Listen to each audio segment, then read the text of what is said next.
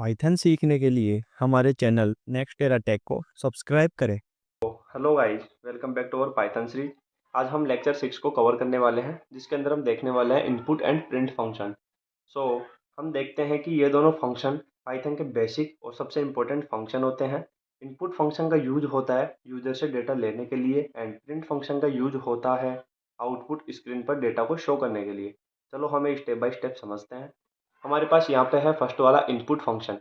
Input function is use to take data from the user. So इसका मतलब है कि इनपुट फंक्शन एक ऐसा फंक्शन है जिसका यूज हम यूजर से डेटा लेने के लिए करते हैं। लाइन सेकंड हमारे पास, the program waits until the user types something and press enter. जब प्रोग्राम इनपुट फंक्शन तक पहुंचता है तब ये रुक जाता है।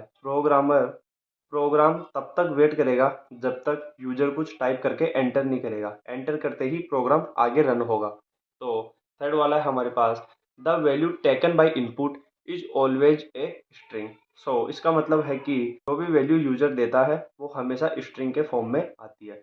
मतलब कि यूजर चाहे वो नंबर लिखे, जैसे कि हमने लिखा यहाँ पे 25, तो 25 भी वो एक्चुअली टेक्स्ट के फॉर्म में ही स्टोर होता है। सो हमारे पास यहाँ पे फोर्थ लाइन है, if A number is needed convert it using int function और फ्लोट फंक्शन। तो अगर हमें नंबर के फॉर्म में चाहिए, जैसे कैलकुलेशन करनी है, तो हमें मैन्युअली उस स्ट्रिंग को कन्वर्ट करना पड़ता है यूजिंग इंटीजर और फ्लोट फंक्शन। इंट फंक्शन से हमें इंटीजर मिलता है एंड फ्लोट फंक्शन से हमें डेसिमल नंबर मिलता है। तो लेट्स से हम यहाँ पे समझते हैं एक सिंपल सिंटेक्स के through. Variable is equal to input message for user. So इसका सिंटैक्स बहुत सिंपल है। एक वेरिएबल बनाते हैं, उसके अंदर इनपुट को लिखते हैं, ब्रैकेट के अंदर मैसेज को लिखते हैं जो हमें स्क्रीन पर प्रिंट करवाना है। सो मैसेज को ब्रैकेट के अंदर लिखते हैं। हम यहाँ पे इसको एक सिंपल एग्जांपल के थ्रू समझते हैं। Name is equal to input enter your name and print hello name. So name यहाँ पे क्या है, ये वाले वेरिएबल को यहाँ पे मेंशन किया हुआ है। सो हमें यहाँ पे जब ये प्रोग्राम हमारे पास आउटपुट होगा, हम इसको जब एग्जीक्यूट करवाएंगे, सो हमारे पास आउटपुट में आएगा एंटर योर नेम। सो हमने यहाँ पे नेम को एंटर किया है नेक्स्टेरा, जो कि हमारे चैनल का नेम है। हमने जैसे ही नेक्स्टेरा को यहाँ पे डाला, सो हमारे पास आउटपुट आने वाला है प्रिंट होके हेलो नेक्स्टेरा।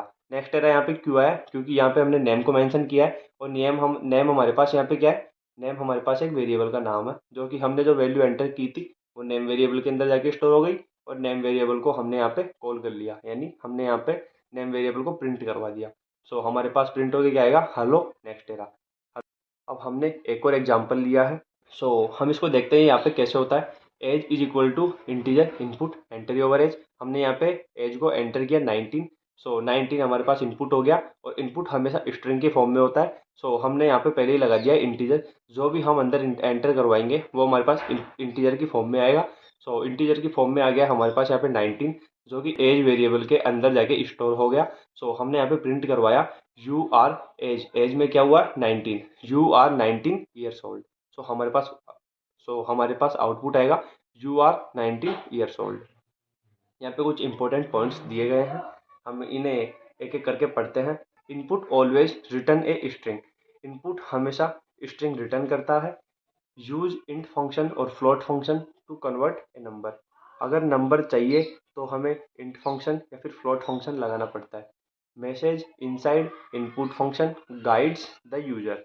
सो इनपुट के अंदर लिखा हुआ मैसेज यूजर को गाइड करता है कि आप क्या टाइप करना चाहते हैं। ये 3 पॉइंट्स हमेशा याद रखना आप लोग। अब बात करते हैं सेकंड फंक्शन की, जिसका नाम है print function. Print function is use to display output on the screen. Print function का काम है आउटपुट स्क्रीन पर दिखाना। जो भी हम लिखेंगे या फिर वेरिएबल के अंदर जो वैल्यू स्टोर होगी उसे स्क्रीन पर शो करेगा। It can print text, numbers, variables और मल्टीपल वैल्यूज। इसका मतलब है कि प्रिंट फंक्शन एक से ज़्यादा चीज़ें प्रिंट कर सकता है, जैसे कि वो टेक्स्ट हो गए हो, नंबर हो गए हो, वेरिएबल हो गए हो, सब चीज़ों को वो एक साथ प्रिंट कर सकता है। एंड थर्ड वाला है हमारे पास, you can customize the output using sep and and.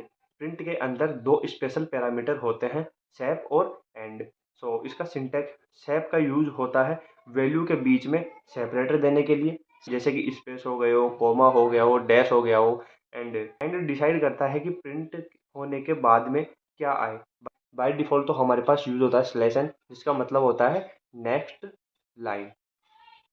सो लेकिन एंड ये डिसाइड करेगा कि हम जो मैसेज प्रिंट करवा रहे हैं उसके लास्ट में हमें क्या